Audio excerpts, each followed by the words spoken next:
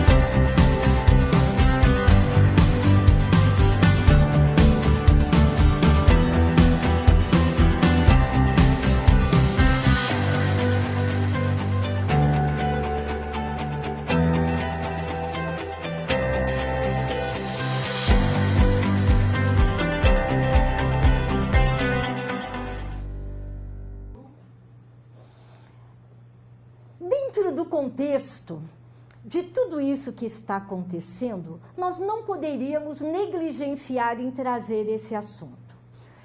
Para então conversarmos sobre, em tempos de depressão e ansiedade acelerada, como as constelações familiares podem nos ajudar. Para isso, convidamos duas grandes especialistas com casos de sucesso na área e eu apresento com muita honra pelo aceite do convite em ordem alfabética. Cristiane Cunha Leanza, fisioterapeuta em neurologia, psicoterapeuta, pós-graduada e consteladora familiar Hellinger, pós-graduada também em administração estratégica, master trainer em programação neurolinguística e hipnoterapeuta ericksoniana. Prazer, gratidão, Cristiane, de estar aqui conosco. Também Fabiana Marçal de Oliveira, psicóloga, facilitadora sistêmica com certificações internacionais, especialista em pedagogia sistêmica aplicada tanto em ambientes corporativos como na área da educação. Fundadora da Escola Sistêmica do Brasil. Gratidão, Fabiana, também de ter aceito o nosso convite. Para conduzir esse nosso papo, também está comigo Sérgio França. Somos os cofundadores desse projeto, idealizadores desse programa e aprendemos muito com todos os nossos convidados. O Sérgio, ele também é multidisciplinar, né? Que é uma nossa característica, buscar ser um ser plural, e nós vamos conversar um pouquinho sobre isso. Sérgio, vamos recepcionar nossas convidadas? Obrigado, Lúcia, pelo convite, né, para estar aqui contigo. Esse tema realmente é um tema muito interessante e eu acho que vai nos ajudar bastante. E quero agradecer também, em nome do projeto, né, a participação das nossas convidadas aí que estão remotamente. Muito bom. O público já está esperando para ouvir sobre constelação familiar, né? Então eu vou perguntar, por gentileza, qual seria o papel da constelação familiar na prevenção ou até mesmo já no tratamento, quando os transtornos já foram instalados? Podemos começar por ordem alfabética e depois nós vamos revezando. Cris, por gentileza. Ok, boa tarde. tarde, é um prazer enorme estar aqui com vocês também. E constelação familiar é a minha paixão, né? Eu fui curada de uma depressão pela constelação familiar. E realmente o papel da constelação não é um diagnóstico, né? Na verdade, quando o cliente busca a constelação familiar, às vezes ele chega equivocado achando que é um diagnóstico. E nós, profissionais dessa área, a gente precisa compreender que a gente não vai olhar aquilo que ele traz, que é, no caso, a depressão ou um pânico que é decorrente disso. Nós vamos olhar muito além, né? Esse olhar além é que vai conseguir fazer com que a gente ajude essa pessoa a encontrar um novo caminho, né? Porque a depressão, de uma certa forma, muitas vezes, ela traz um olhar restrito, né? O meu problema, o olhar para ele, e o que a constelação pode fazer, e constelação é olhar, né? É observar, ajudar aquela pessoa a trazer ressignificação para o seu processo nesse momento. Então, nós somos facilitadores, na verdade, de um novo olhar. Muito bom.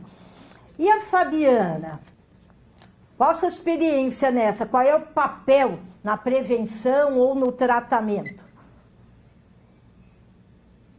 Então, boa tarde. Eu comecei com as constelações, eu já constelo há um bom tempo, e de um tempo para cá eu comecei a trabalhar com as crianças, com a pedagogia sistêmica. E o que eu tenho percebido é a prevenção, nesse caso de depressão, ansiedade, ela pode começar lá na infância, lá nas crianças. Angélica, o Bert, vou contar um fato que aconteceu com Bert e Angélica. Bert, quando chegou lá no CUDEC, no México, onde a Angélica, tudo lá é pedagogia sistêmica, né? Ela que introduziu a pedagogia sistêmica. Bert, ele vem com as constelações, Marianne Frank traz as constelações para a escola, e a Angélica Oveira, ela começa a usar a pedagogia sistêmica e adaptar naquele ambiente escolar. E ela leva Hellinger, convida o Hellinger para visitar lá o CUDEC. E Hellinger, quando ele vê aquelas crianças pequenas, porque lá eles trabalham assim, dos pequenininhos até mestrado, doutorado, e ele falou para a Angélica: você tem aqui um campo maravilhoso de observação, você tem aqui um campo maravilhoso de trabalho, porque aqui você pode auxiliar estas pessoas, estas crianças, a crescerem adultos mais leves, a crescerem adultos sem peso. Eu não sei exatamente quais foram as palavras do Bert, mas resumindo é isso. Você aqui, você pode ajudar essas crianças a fazer também com que esses professores tenham um olhar diferente, um olhar mais amoroso para esses sistemas, auxiliar essas famílias também a terem um olhar diferente para essas crianças e prevenir todos esses transtornos, todas essas doenças.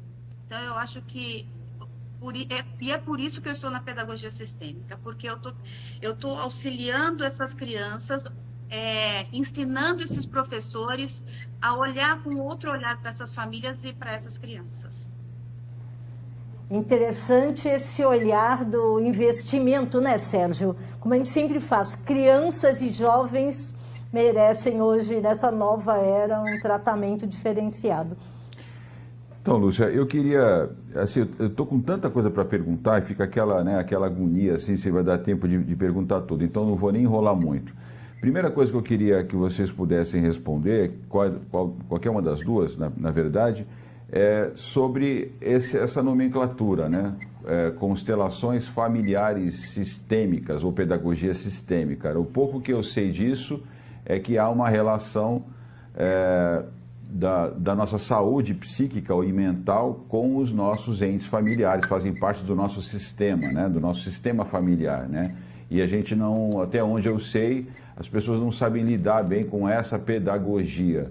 Eu queria que vocês pudessem explicar, qualquer uma das duas, né, ou as duas, se for o caso, essa nomenclatura e o que isso significa para a gente poder informar melhor quem está nos acompanhando. Eu posso falar, se vocês quiserem, eu posso explicar. Você quer saber sobre o termo constelação familiar, como é que ele surgiu? Sim, sim. Entender isso? E o que isso significa em termos de prática, né? Uhum.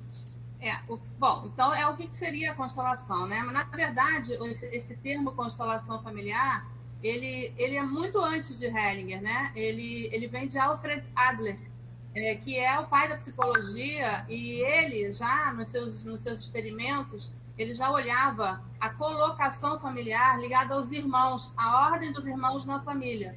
Então, inicialmente, lá na Alemanha, né, o termo era Familienaufstellung, que era essa colocação familiar, que terapeutas de dinâmicas de grupo, né, como Thea Schoenfelder, já utilizava nas dinâmicas.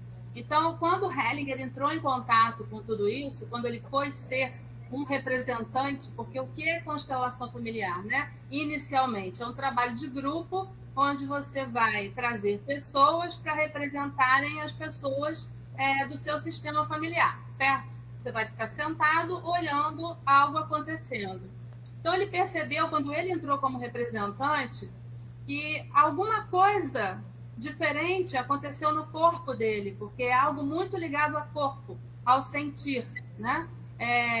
Inclusive, ele foi descobrir anos depois, estudando programação neurolinguística e hipnose, com o contato dele com a hipnose, é que ele teve um insight. Ele disse, nossa, aquilo que eu sentia é isso aqui, né? É aquilo que eu entro em contato através do meu olhar, o meu corpo meu olhar recebe uma informação, né? A informação começa a se processar dentro de mim, uma fisiologia se mostra, algo se movimenta, e a partir desse movimento, na conexão com o outro que está ali comigo, outras coisas se mostram, que é a tal da fenomenologia, né? Porque aí assim, a gente pode destrinchar aqui milhares de olhares que ele foi ter sobre fenomenologia, né? E tudo que ele estudou. Então, o termo constelação familiar hoje, né, se chama Familienstellung, porque ele modificou esse termo. Porque o que aconteceu?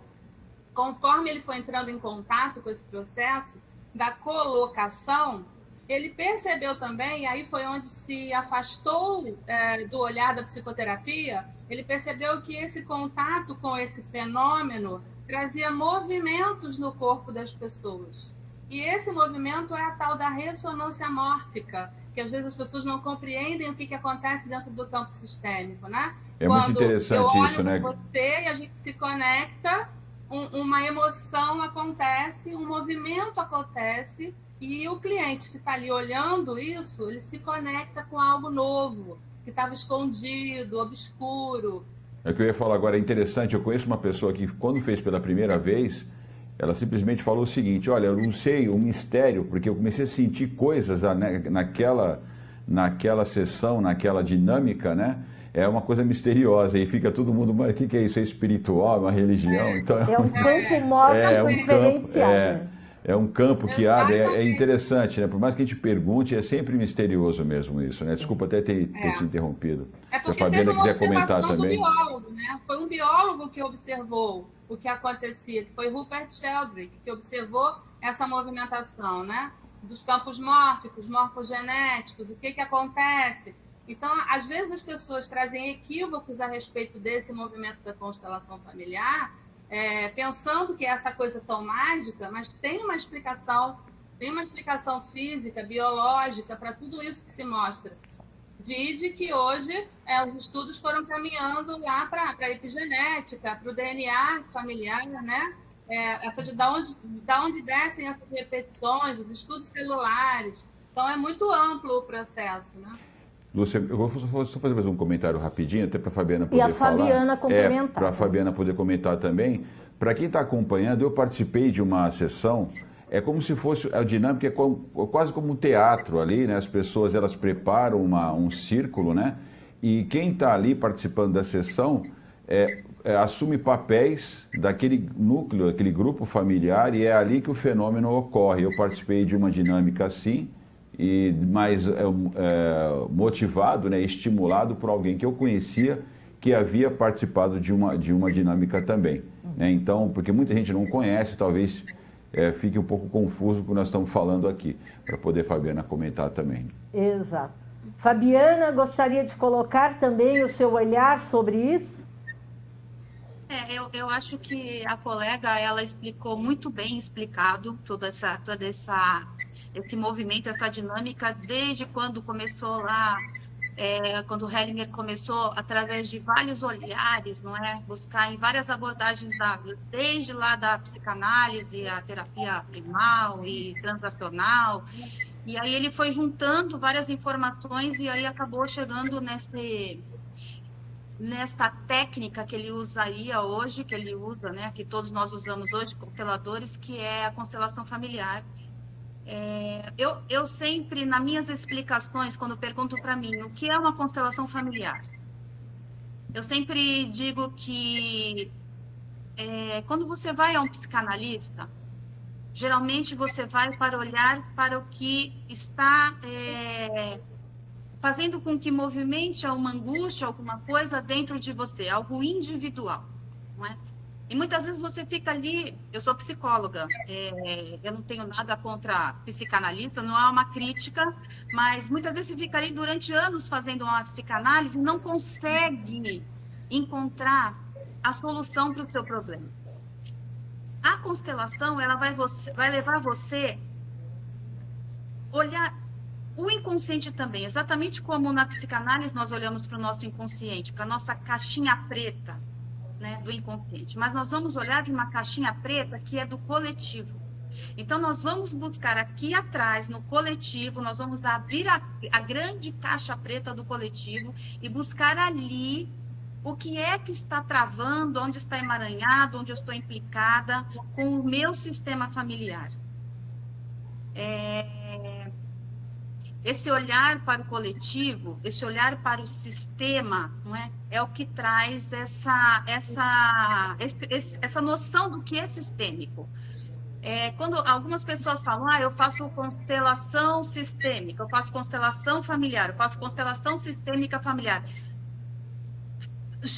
Familiar já é sistêmico, sistêmico já é familiar, porque nós vamos olhar sempre para o sistema, para essa teia que nos une e que ela tem que estar como uma engrenagem, como dizia Berta Lanf. Berta Lanf ele também, eu acho que ele também é um biólogo, e ele fala que ele é da teoria dos sistemas, e ele fala que tudo tem que funcionar como uma engrenagem.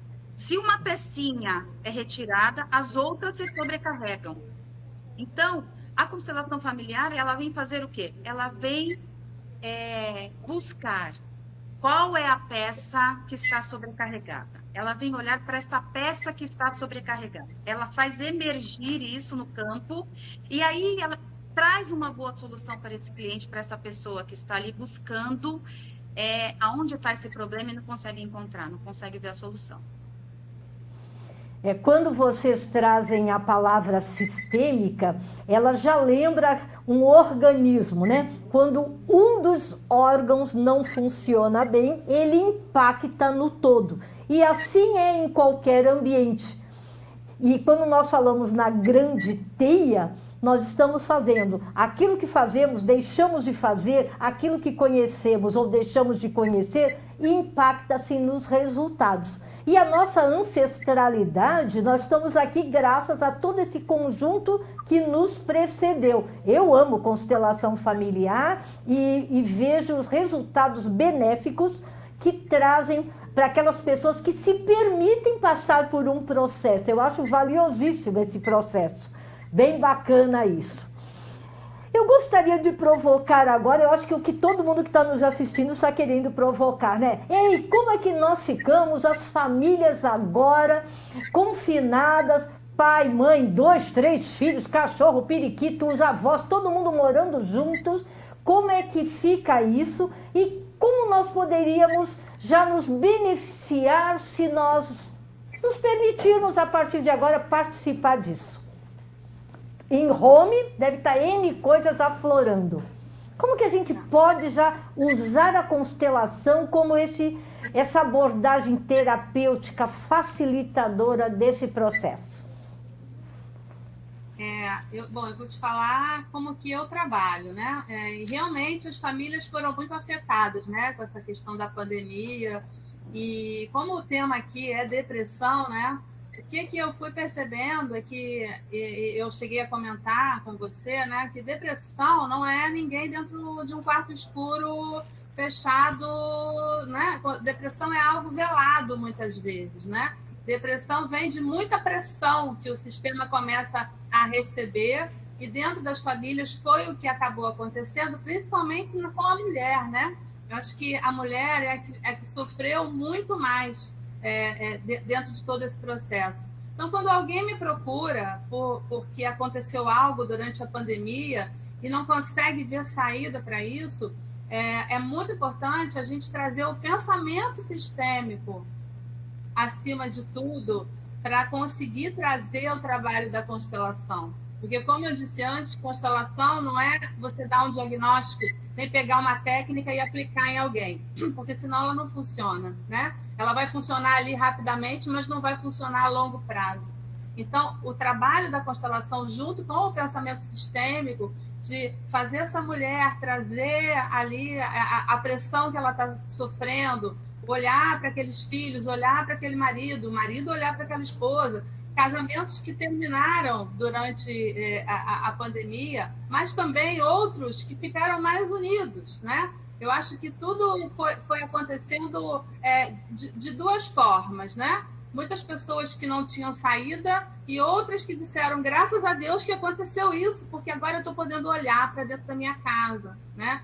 E como é que a gente pode atuar? Conversando, olhando, compreendendo esse sistema, como a Fabiana falou, a respeito das crianças, né? Esse trabalho com as crianças é lindíssimo, né? Só que para a gente também conseguir chegar nessas crianças, aí a gente tem que entender que constelação é tudo papai e mamãe, né? Então, esse contato com o que veio do papai e da mamãe que eu estou carregando, né? E quando eu vou viver dentro de uma casa e que eu me deparo com coisas que eu não queria mais fazer, porque a vida foi ficando mais dinâmica, e eu volto a ter que fazer, começou a acontecer, inclusive, algo interessante.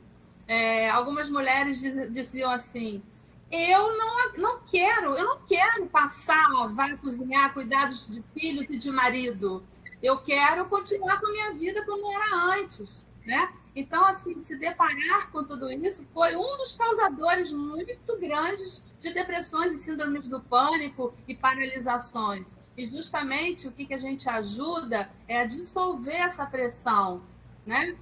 Como a Fabiana falou, é algo que pressiona, né? E aí é uma pressão grande que começa a acontecer e em algum momento aquilo explode, né? Então o que a gente faz é ajudar a dissolver essa pressão, para que aquela pessoa entre em contato com ela própria, com os recursos dela, para compreender o que é que está acontecendo, por que ela está vivendo aquilo. E aí, a partir dali, ela conseguiu olhar para a família, para esse marido, para esses filhos, para esse trabalho. É uma ressignificação da sua própria vida, né? Eu acho que aconteceu muito isso nessa pandemia, né? Quem é que sou eu até aqui?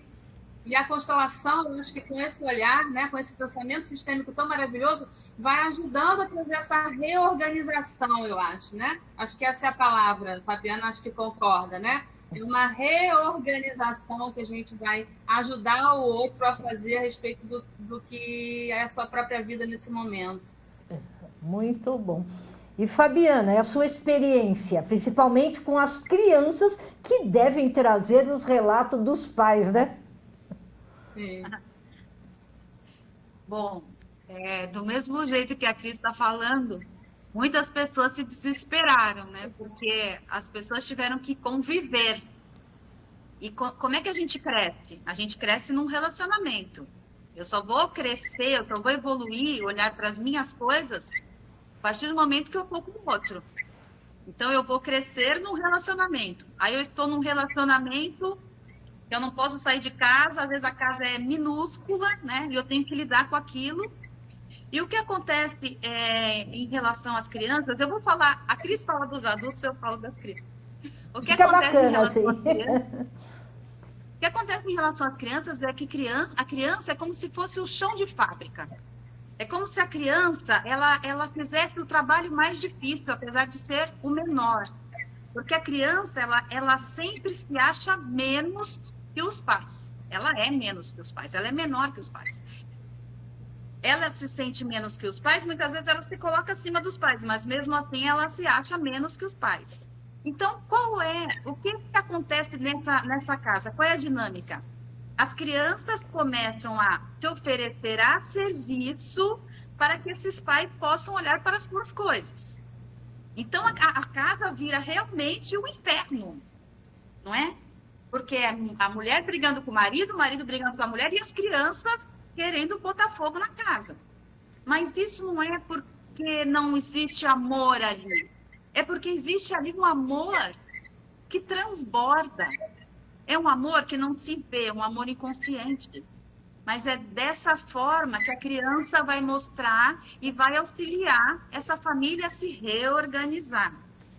Se você tem um olhar sistêmico, você entende isso. Agora, se você não tem um olhar sistêmico, não adianta que você não vai conseguir entender que tudo isso é amor. Então, a constelação, né, o pensamento sistêmico, ele vem fazer o quê? Ele vem auxiliar as pessoas, e é por isso que eu acho que o nosso, a Cris, né, nosso olhar agora é totalmente sistêmico, acho que o dela também, porque nós entendemos que para auxiliar hoje, nós recebemos um presente, nós recebemos uma facilidade para o nosso trabalho, porque é muito mais fácil você lidar com a vida de uma maneira sistêmica. O olhar sistêmico não tem julgamento, não tem certo e errado, não tem bom nem mal. O olhar sistêmico é você olhar para o que é e entender que toda aquela dinâmica maluca não é algo ruim, é um presente para você tomar e reorganizar a sua casa. É isso, Cris? Muito rico, interessante, ambos os olhares, né? Ambos os olhares. E Sérgio, estamos aqui achando muito bacana tudo isso, né? É sensacional. Então, Fabiana e Cris, a gente sabe que tanto a linguagem racional quanto a linguagem emocional, elas caminham, né, praticamente integradas, né? Muito embora a gente não faça essa distinção, existem várias formas da gente se comunicar, né? Várias linguagens, e muitas delas são emocionais, outras são racionais, mas os campos se misturam muito. A impressão que a gente tem é que essa aproximação das famílias de maneira forçada, né, ficarem mais tempo reclusas em casa, está nos forçando a tentar identificar esses códigos de linguagem, né? Isso também é uma abordagem explorada por essa tecnologia, por esse conhecimento da constelação familiar, ou seja, identificar o código dessas linguagens quando elas são emocionais e não está conseguindo estabelecer um diálogo mais racional entre os membros de uma família? Sim. É interessante, né? Porque tudo vai se complementando e aí vão vindo outros pensamentos, né? Eu costumo dizer que a pandemia obrigou a gente a gente ficou a vida toda, muitas pessoas, né, jogando a sujeira toda ali para debaixo do tapete, porque a vida estava, né, urgindo. Foi então, mais ou menos o que eu quis perguntar, é isso mesmo.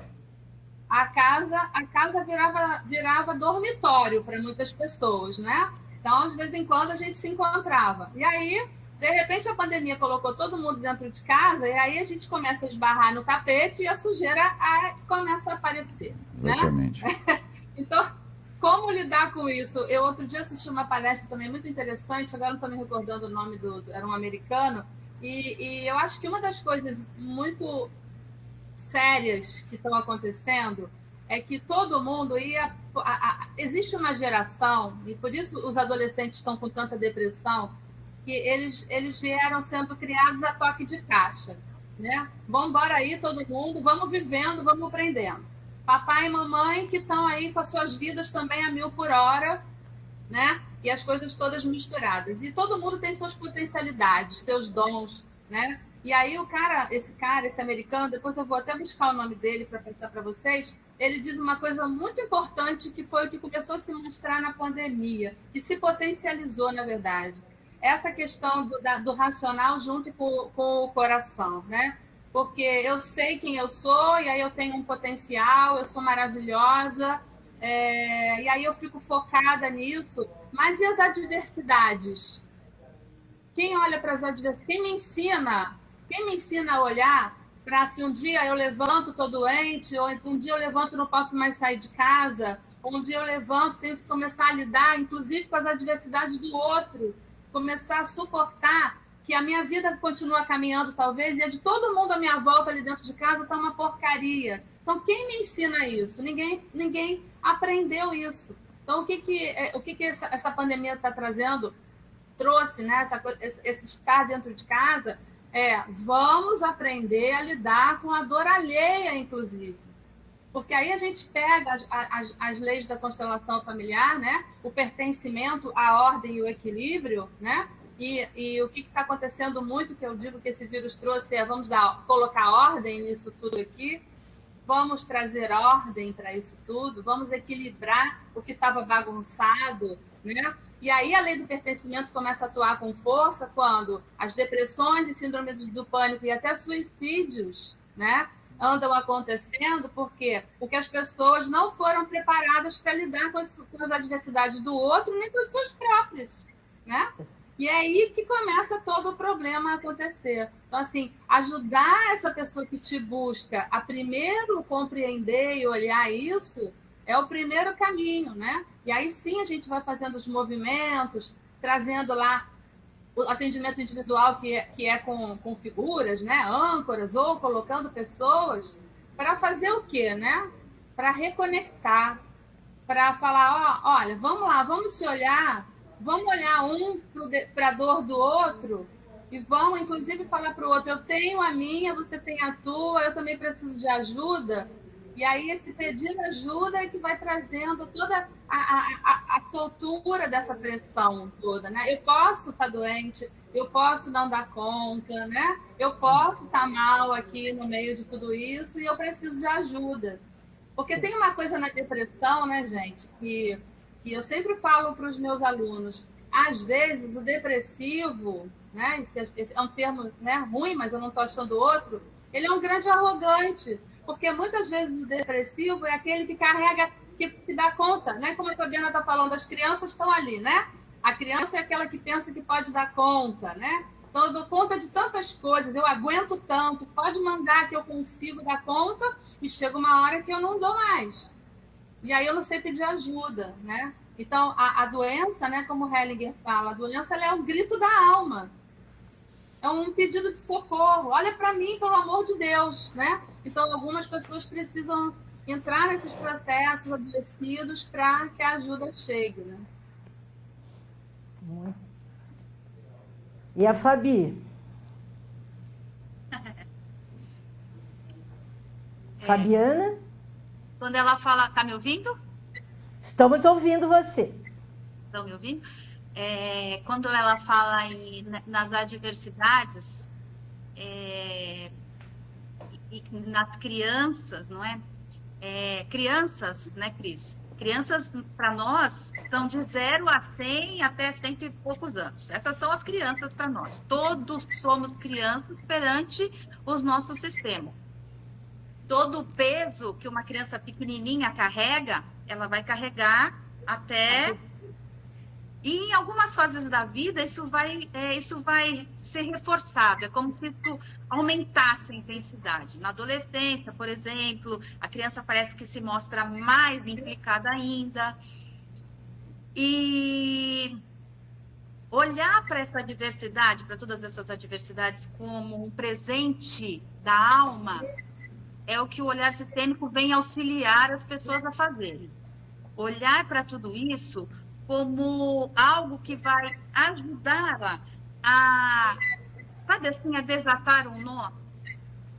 Porque se a pessoa, né, se a criança tem essa dor, tem esse peso, a constelação ou a terapia sistêmica vai auxiliá-la a estar mais leve.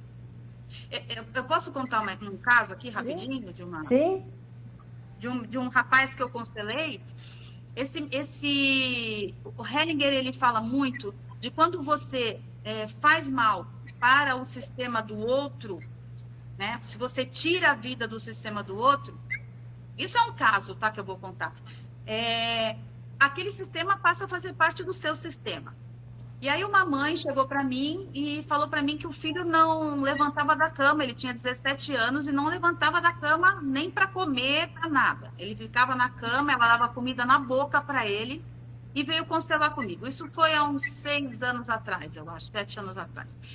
E na constelação, essa constelação, quando eu fiz, tinha umas 200 pessoas participando dessa constelação e as pessoas começaram a querer se jogar no chão. E eu comecei a ficar assustada, porque era tanta gente no chão, eu acho que tinha no chão umas 20, 30 pessoas. E o menino deitado no chão. E aí eu chamei ela e perguntei para ela, quem são essas pessoas? Você reconhece essas pessoas todas que estão aqui? Ela falou, o meu bisavô, ou tataravô, não lembro direito, ele era um matador de aluguel. E ele tirou a vida de muitas pessoas. Eles eram lá da Nordeste, lá de uma das cabeceiras lá, e eles tiraram a vida de muitas pessoas. Ele, a família dele, eles tinham este trabalho. E o menino estava de cama, com depressão, por conta de estar emaranhado com aquele sistema. Por que eu vejo essa dor como um presente? Se ele não tivesse tido essa coisa tão pesada, talvez ele não tivesse chegado a fazer esse desemaranhamento. Talvez ele não tivesse buscado essa cura, buscado essa solução. E esse caso, eu falo muito desse caso, eu geralmente só dou esse exemplo, porque no dia seguinte essa mãe me ligou, gente, ela me ligou e falou para mim, Fabiana, você não vai acreditar, meu filho desceu a escada e me pediu um abraço. E a partir daquele dia, Cris, esse menino começou a viver. Por quê? Porque ali nós fizemos desatamos esse nó, dessa obrigação que ele sentia em relação ao sistema do outro e todas essas vidas que foram perdidas. Esse é um caso, viu, gente? Porque existem milhares. Muitas vezes tem uma mãe que faz um aborto e não comenta, eu já tive um caso assim, e a filha também de 17, 18 anos não levantar da cama. E é um segredo da mamãe. E é um segredo que não pode ser revelado. E é isso. É interessante, né? Esses nós que deveriam se transformar em laços, né? Familiares. Olha que bacana. E acabam virando nós até que a própria constelação os desate. Né, Sérgio, eu acho interessante, esse trabalho é tão valioso, como que a gente poderia fazer, acho que elas podiam contar para a gente, como nós podemos, entre aspas, popularizar, no sentido de tornar comum essa técnica? Será que nós temos que começar educando os pais? Temos que educar os educadores? Temos que formar agentes multiplicadores? Dentro da experiência de vocês, o que vocês acham que a gente pode fazer, principalmente nesse momento que nós estamos precisando acelerar para reduzir o número de ansiedades e depressões que, segundo as pesquisas, praticamente mais do que duplicaram, né, Sérgio? Eu acho até que cabe mais uma coisa na tua pergunta, Lúcia, que é sobre o preconceito, sobre essa visão. Você está falando de um assunto delicado, né, porque envolve aí uma série de dogmas religiosos. E eu não tenho dúvida, nem eu, acho que a Lúcia também acredita nisso que eu vou falar agora, questões como tecnologias como essa, com o passar do tempo, vão ficar cada vez mais naturais no meio da sociedade, independentemente de crenças religiosas, né? Mas é um campo, né? É um campo, todos temos uma ligação com nossos ancestrais, né? A gente, com a nossa cidade, o país, enfim, né? Tudo é uma coisa. A gente não está aqui de maneira isolada, por isso que tem esse nome sistêmico, né? É um sistema, né? Então, mas ainda eu imagino o quanto haja de preconceito, de dúvida, né, em relação a isso. Acho que cabe na pergunta, acho que para vocês duas falarem, o que pode ser feito e como a gente lida com esse preconceito a respeito do que vocês relataram aqui. Olha, sim, existe muito preconceito. Eu posso te trazer situações que eu mesma vivi, né?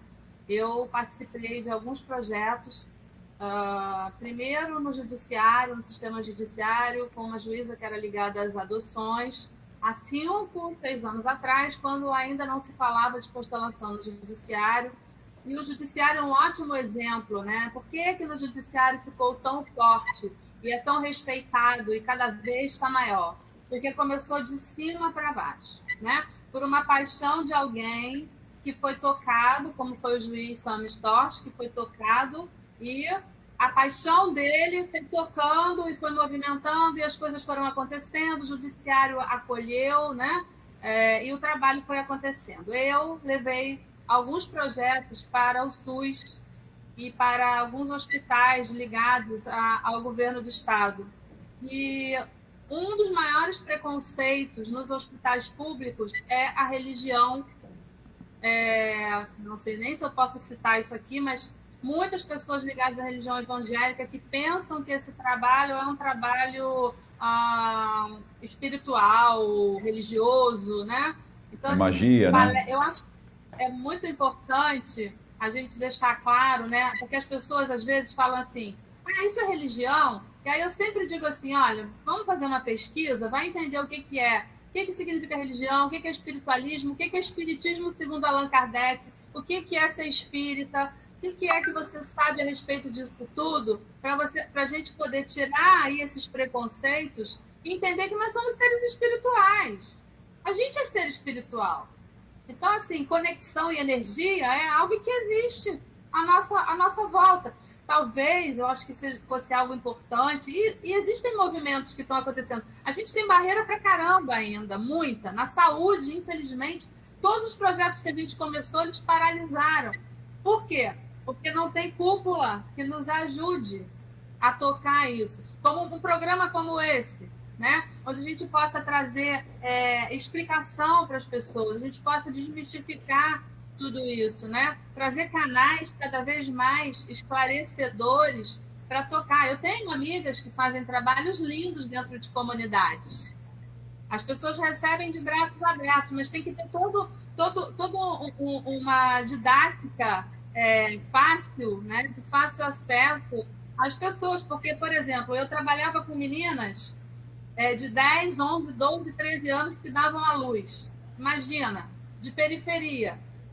E aí as criancinhas nascem e elas vão para um lugar que chama Casa da Mãe e elas ficam lá no Hospital da Mulher. E elas ficam ociosas, as criancinhas ficam internadas nas UTIs, as mães ficam ociosas. Então, qual era o nosso trabalho? Quando me chamaram para fazer constelação familiar para essas meninas, eu tenho que trazer a linguagem do povo. E aí, qual é a linguagem do povo? Eu sentei com elas e fui contar a minha dor. Eu não fui falar de campo sistêmico, nem de lei sistêmica, nem de Hellinger, nem de Sheldrake, nem de coisa nenhuma. Eu fui falar de vida. E aí, cada vez que eu chegava lá, tinha muito mais gente querendo participar, porque elas percebiam que eu era gente igual a elas.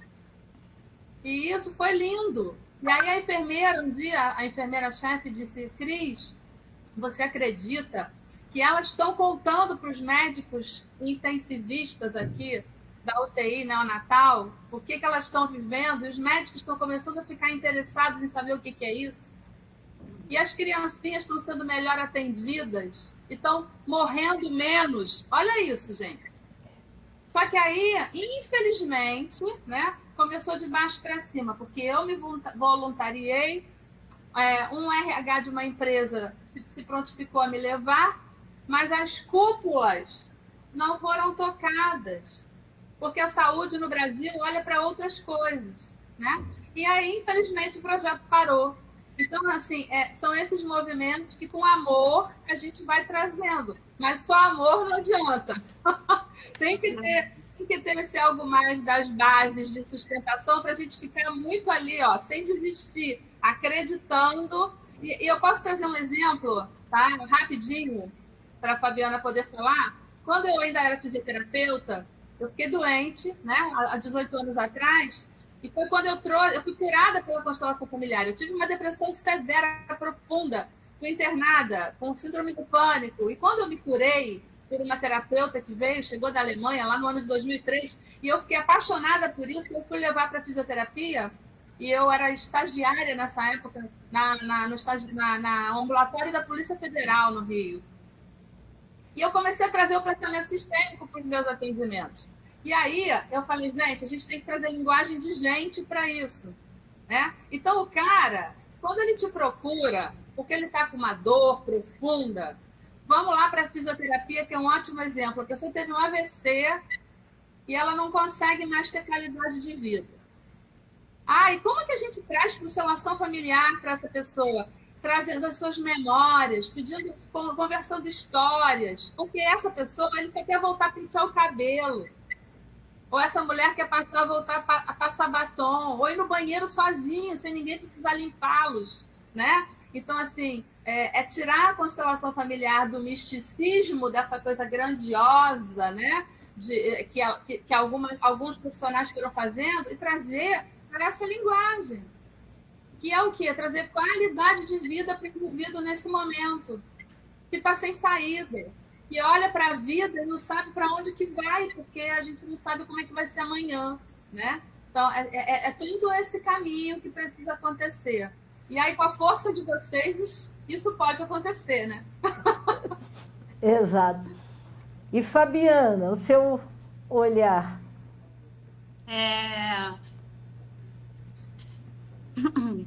Eu acho que o importante da gente, como que a gente vai fazer para levar esse olhar para as pessoas, tirando esse lado que parece meio místico, né? Eu fiz uma coisa muito errada quando eu comecei a trabalhar, que eu montei um site e achei muito bonito, escrevi constelação sistêmica espiritual. Olha, eu carrego isso nas minhas costas até hoje, porque as pessoas me ligam e acham que eu estou fazendo macumba, né? Que eu estou fazendo coisa errada, que eu estou fazendo um monte de coisa.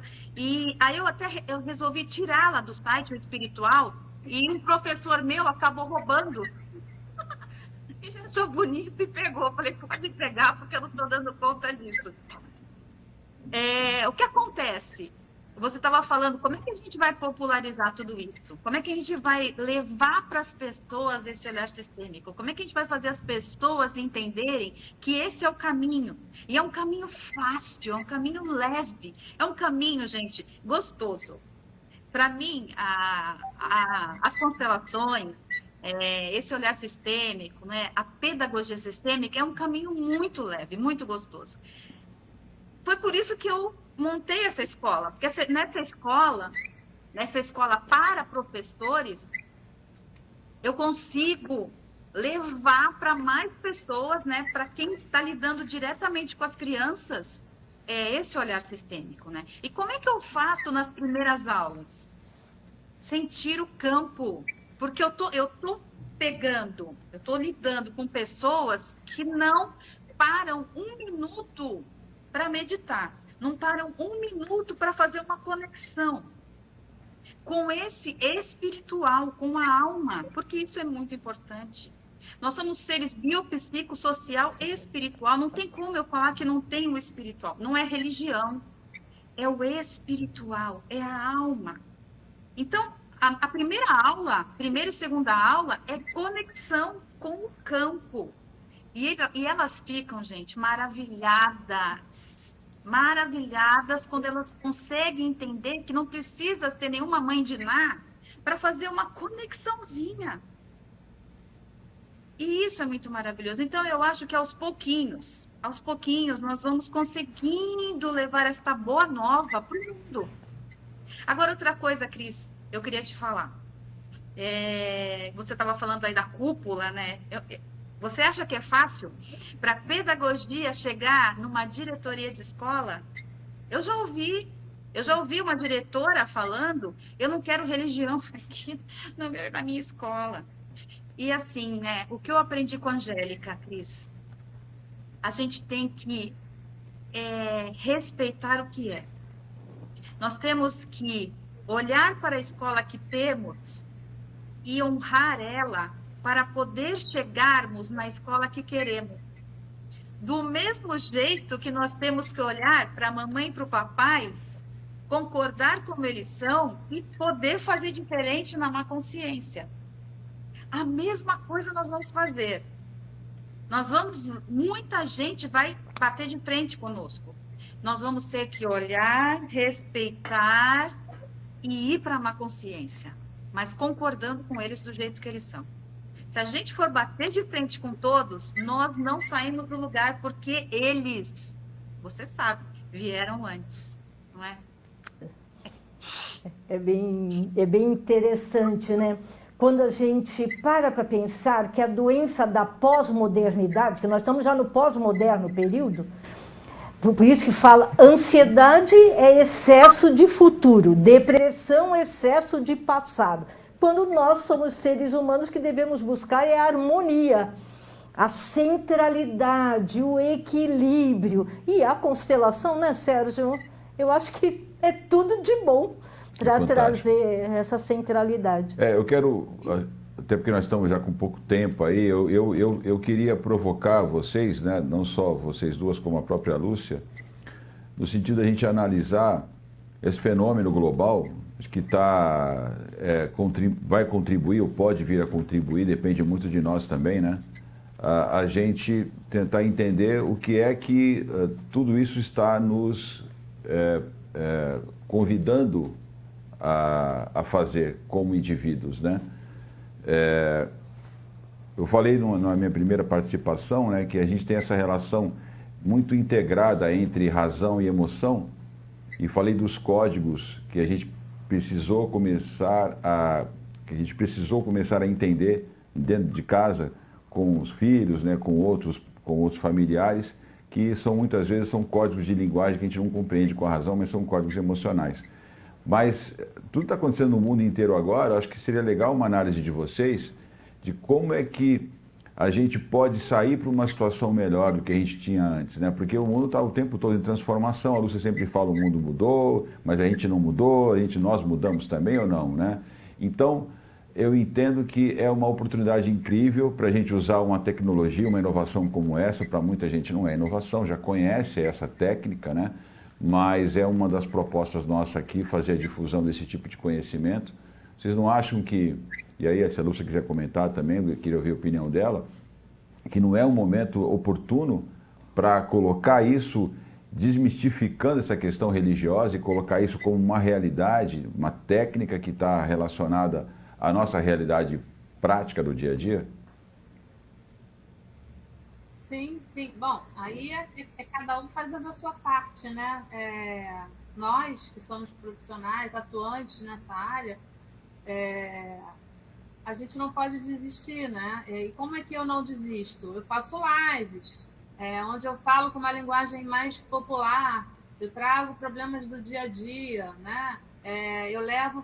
Eu falo de filosofia. Eu trouxe uma filósofa para o meu Instagram, e toda quarta-feira a gente une a filosofia, o olhar da filosofia com a constelação, e a gente vai trazendo pensamento e questões do dia a dia, né? Olhando, ajudando as pessoas, né? Impulsionar porque eu acho que as mudanças elas só acontecem quando a gente quer. Então, respeito. Eu acho que esse vírus, né? Eu sempre disse isso desde o início, ele trouxe algo que se chama respeito, né?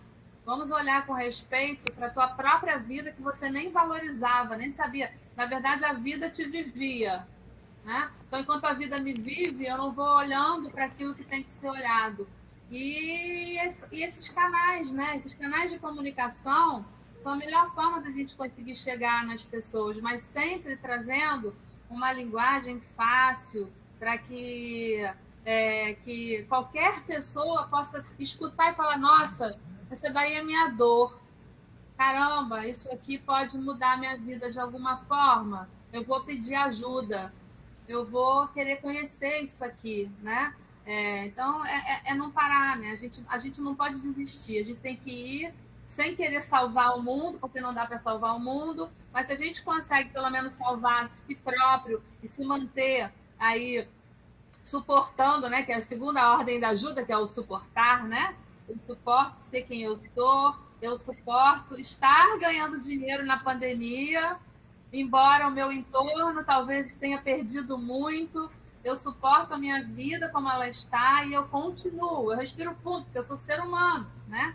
Então, olhar o ser humano dessa forma. E é isso, e tocar, né? E levar para as escolas, e levar para os hospitais, e levar para onde a gente puder. Esse é um caminho, né? Muito bom. E Fabiana? Depois eu falo o meu parecer, porque aí nós vamos conduzir para o final, né? Já estamos nos finalmente. Eu acho. Desculpa. Vamos lá, Fabiana. Eu acho que eu sou um pouco radical com o meu pensamento em relação ao mestre Covid. Eu vejo o Covid como um grande mestre que vem ensinar muitas coisas em várias direções. E até gravei um vídeo essa semana, as pessoas me ligam, por favor, grava um vídeo, coloca alguma coisa, as pessoas estão ansiosas, nervosas por causa do Covid. E no meu vídeo eu falo, primeiro, se a gente for olhar para essa herança transgeracional e para esses campos mórficos, né, esse hábito que vem lá de trás, todos esses padrões que nós herdamos, muitos de nós temos uma herança que é daquela gripe espanhola que teve há um tempo atrás. Muitos, porque nós somos descendentes dos espanhóis, dos portugueses, de todo aquele pessoal da Europa. Ali, o medo imperou. E esse medo nós trazemos aqui para frente hoje. Então, já tem aí algo para ser visto. Esse medo que está intrínseco, não é? Que vem como um padrão e que a gente não sabe de onde vem. Parece que o ar tem cheiro de medo. Parece que a gente respira o medo. E eu acho que o Covid hoje, ele vem ensinar a gente a confiar no que é, sabe? E entendendo, agora vocês podem achar que eu sou um pouco radical, que a morte não é algo ruim também. Que olhar para tudo isso como se fosse algo natural. As pessoas têm um medo desesperado de morrer, mas elas não sabem nem medo do quê. Elas não se cuidam, elas não olham para o outro, elas não auxiliam o outro, e elas têm um medo desesperado de morrer. Mas o que é a morte, afinal de contas? Então, isso é algo para a gente filosofar muito. Eu vejo assim, muitas pessoas hoje tomaram as 2 vacinas e não estão nem aí com o outro. Estão saindo, estão buscando fazer as coisas delas e não estão se preocupando com a vida do outro. Nós somos, o que eu falava no vídeo, é que nós somos uma grande teia. Estamos todos conectados. Eu acho que o Covid ele vem ensinar, por isso que eu chamo de mestre Covid, que nós estamos entrelaçados. E que se uma pecinha tem um problema, todas vão começar a ter como aquele dominó que derruba. Cai um e depois caem todos os outros. Então, eu acho que o Covid ele vem ensinar, vem mostrar para a gente, olha por um outro ângulo tudo isso. Vamos olhar por um outro ângulo.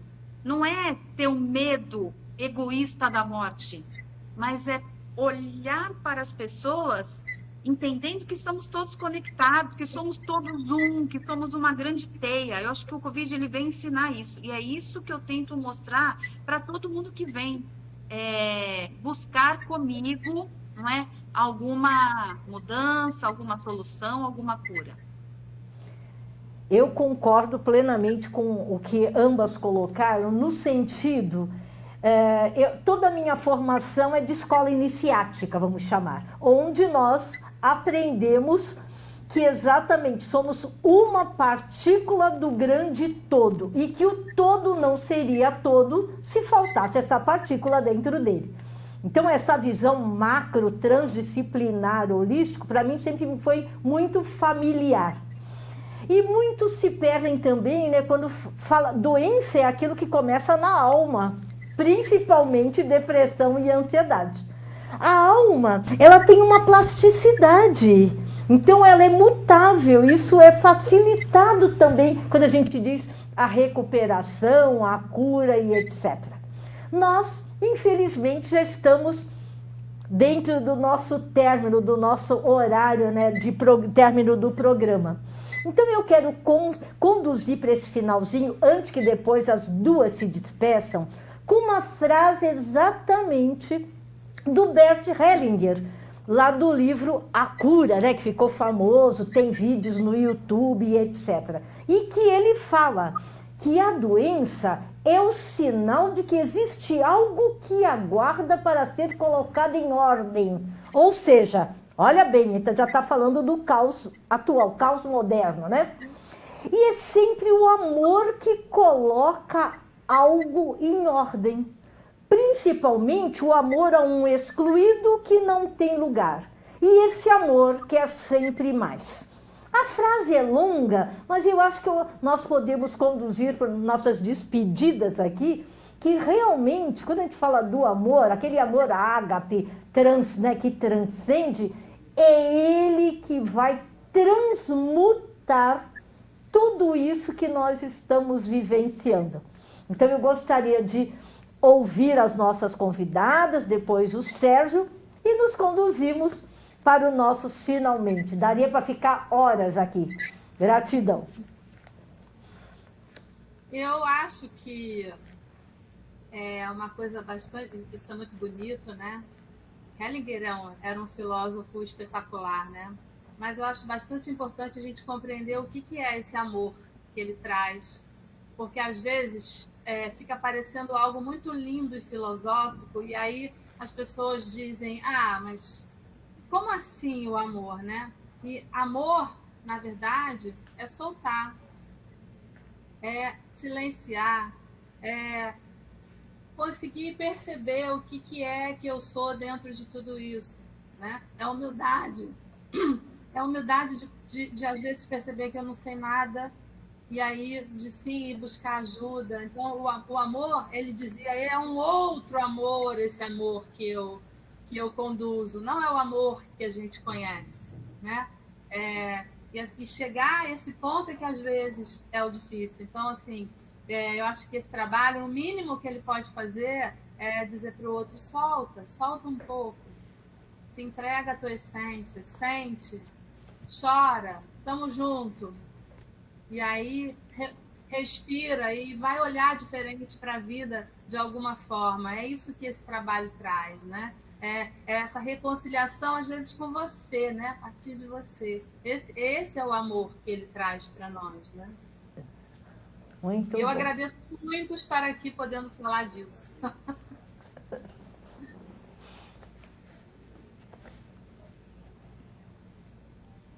Fabiana? Oi, eu vou contar uma constelação que eu fiz rapidinho, para vocês entenderem o que é o amor, como a Cris está falando. 2 irmãs, uma delas era prostituta, e a outra ficava em casa e cuidava dos filhos da prostituta. Ela já tinha 3 filhos. Aí um dia ela aparece grávida, o 4º filho, e a irmã, que era do lar, falou para a irmã prostituta, agora você vai pôr esse nenê no meu nome. Eu vou registrar esse filho, eu vou mandar nele. E ela pegou e falou, tá bom, não tem problema. E ela registrou e criou esse menino como filho. Quem me procurou para constelar foi o filho, depois que a mãe faleceu. A mãe faleceu num dia, uma semana depois faleceu a irmã. Quando eu coloquei as 2 no campo para constelar, a prostituta era um anjo. Era um anjo. Era um anjo parado ali. Ela olhou para a irmã e a irmã, que era do lar, virou para ela. Quando a gente constela, ninguém sabe quem é quem, tá? Ana, Selena, desculpa. Ela virou para a irmã e falou, eu queria agradecer por você ter feito o trabalho difícil por mim. E aí a outra falou, e eu queria agradecer você por ter cuidado dos meus filhos por mim. Então, esse é o amor. Esse é o amor. Esse é realmente o amor que Hellinger fala. É o amor da alma que muitas vezes o ego não enxerga. Né? Então, é por isso que não existe certo nem errado, bom nem mal, não tem como nós fazermos julgamentos, porque o amor, ele vem, muitas vezes, aos nossos olhos de uma maneira torta. Mas este é o amor profundo da alma. É isso, gente. Interessante, porque eu gravei um vídeo publiquei nos meus canais essa semana, falando sobre isso. Eu estreiei uma etapa aí de gravar algumas mensagens falando de amor e medo. Gravei no início da semana, aí muita gente até me mandou mensagem cumprimentando, e eu falei um pouquinho disso que elas falaram agora, que você também falou, né, Lúcia? Eu falo do amor como uma força e não como um sentimento. Não é uma ideia minha, eu apenas reproduzi coisa de outros grandes mestres que eu já li. Então, o amor como força, né, e não como sentimento, não como gostar ou desgostar. E o medo como uma oposição a essa força, o medo como uma força de retração que está retraindo toda a nossa capacidade de expandir essa força de transformação, de acolhimento, né, de aprendizagem, ou seja, das nossas possibilidades de transformarmos aquilo que pode ser melhorado na humanidade, né? Então, eu acho que a gente encerra muito legal com essa participação, com essa fala de vocês sobre o amor, com essa fala da Lúcia, porque é uma das nossas formas de manifestar amor para as pessoas, é fazer o que nós estamos fazendo aqui, né, fazendo esse projeto e recebendo pessoas como vocês. Muito feliz de estar aqui nessa oportunidade. Posso falar uma coisinha rápida, agora complementando o que... Sim, pode falar. Exatamente. E tem uma frase do Fritz Perls, né, que diz assim: tenho olhos e não tenho medo, né? E esse amor da constelação familiar, ele é um amor, acima de tudo, corajoso. Hellinger foi um corajoso. Nós somos corajosas, porque muitas vezes a gente é obrigada a mostrar àquele que está sentado do nosso lado algo muito difícil de ser visto. E a gente tem que ter muita coragem para mostrar e ajudar essa pessoa a ter coragem para olhar. É isso mesmo, a Lúcia, que gosta de etimologia, ela fala, né? Coragem, agir com o coração, né? Então, o amor é agir com o coração. Exatamente. Verdadeiro amor, né? Não gostar. O verdadeiro amor como energia universal, como força transmutadora. Sim. Que dó que infelizmente chegamos ao fim, né?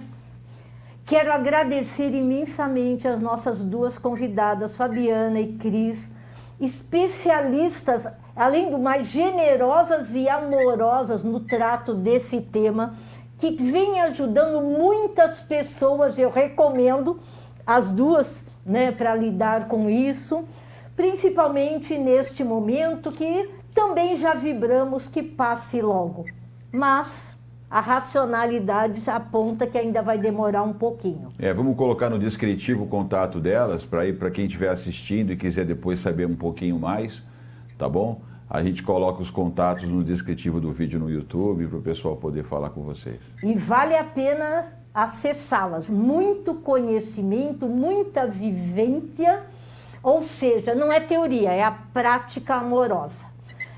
Mais uma vez, gratidão, Cris, gratidão, Fabi, Sérgio, por estar mais uma vez aqui conosco. E convidamos vocês, nossos web espectadores, para estarem conosco todas as segundas-feiras às 8 horas.